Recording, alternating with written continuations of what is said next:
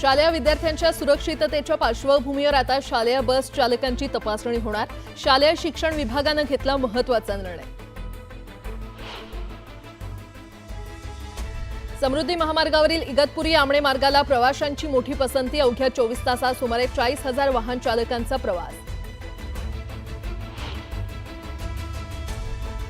ITI मधील विविध अभ्यासक्रमांचं सुधारित वेळापत्रक जाहीर। सुधारित वेळापत्रकानुसार आता 26 जून पर्यंत करता येणार अर्ज।